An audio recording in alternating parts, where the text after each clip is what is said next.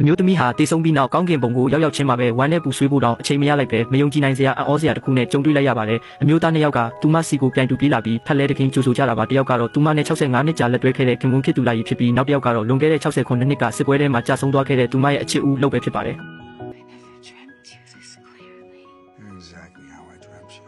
ဒါကိုကြည့်ပြီးလာရီတယောက်နားမလည်နိုင်အောင်ဖြစ်သွားရပါတယ်သူဟာဇနီးဖြစ်သူရောက်လာမဲ့အချိန်ကိုလာပေါင်းများစွာစောင့်ဆိုင်းခဲ့ရတာပါဒါပေမဲ့အခုတော့သူ့ဇနီးကပြိုင်ဘက်ဟောင်းကြီးနဲ့ပြန်ဆုံနေတာကိုပဲမြင်လိုက်ရပါတယ်ဒီပြဿနာကိုဖြေရှင်းဖို့ကောင်းကင်ဘုံအုပ်ချုပ်ရေးမှူးကနီလန်တစ်ခုပေးပါတယ်ဇနီးဖြစ်သူဂျိုအန်ကိုအထူးဗီဇာတစ်ခုထုတ်ပေးမှဖြစ်ပြီးသူမအနေနဲ့ခင်မိုးတယောက်စီနဲ့ထာဝရဘဝကိုတစ်ချိန်စီတူဖြတ်တန်းကြည့်ပြီးမှနောက်ဆုံးတစ်ယောက်ကိုရွေးချယ်ရမှာပါသူတို့၃ယောက်ထဲကတစ်ယောက်ကတော့ကောင်းကင်ဘုံကနေထွက်ခွာပေးရမှာဖြစ်ပါတယ်ဒါတွေအားလုံးဟာလွန်ခဲ့တဲ့လအနေငယ်ကလာရီရဲ့ကိုပိုင်အိမ်မှာကျင်းပတဲ့ပါတီပွဲမှာသူတည်ဆုံခဲ့တဲ့နေ့ကစပြီးအစပြုခဲ့တာပါအဲ့ဒီနေ့ကမြေလေးရဲ့ကြားမှာခွဲခြားတဲ့ gender reveal ပါတီပွဲလေးဖြစ်ပြီးမိသားစုဝင်တွေပျော်ပျော်ရွှင်ရွှင်ရေမောနေကြတာပါဒါပေမဲ့တပုံဟောင်းတပုံကြောင့်ပြဿနာဆက်တက်ပါတော့တယ်တစ်ယောက်က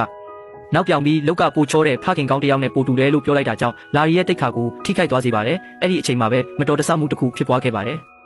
လာရီပြန်လို့လာတဲ့အချိန်မှာတော့သူဟာထူးဆန်းတဲ့ယထာတစင်းပေါ်ရောက်နေပြီးတင်းပေါက်အပြင်ဘက်မှာအိမ်မက်ဆန်တဲ့မြင်ကွင်းတွေကိုမြင်နေရပါတယ်အတန်ချက်ဆက်ကနေအေးဆက်ဆက်အတန်တစ်ခုထွက်ပေါ်လာပြီးဘဝနဲ့တည်ချင်းကြားကထာဝရအကူပြောင်းမှုတာ The Junction မှကြိုးဆိုပါတယ်လို့နှုတ်ဆက်လိုက်ပါတယ်လာရီကတော့သူတည်သွားပြီဆိုတာကိုလက်မခံနိုင်ပါဘူးသူဟာပြန်ပေးဆွဲခံရတာလို့ထင်ပြီးအကူညီရဖို့အသေးအတန်စူးစမ်းပါတော့တယ်နောက်ဆုံးမှာတော့သူ့ရဲ့တမလွန်ဘဝလမ်းပြညွှန်ကြားရေးမှူးအန်နာရောက်လာပါတယ်စတင်ပြနဲ့ကောင်မလေးကသူရွေးချယ်လို့ရမယ့်ထာဝရကဘာတွေအများကြီးရှိကြောင်းအလဲခင်မှာနေမလားဒါမှမဟုတ်စေးလိတ်တောက်ပေမဲ့ကင်ဆာမဖြစ်တဲ့ကဘာမှာနေမလားစသဖြင့်ဖြစ်နိုင်ခြေတွေအများကြီးရှိတယ်လို့ပြောပြပါတယ်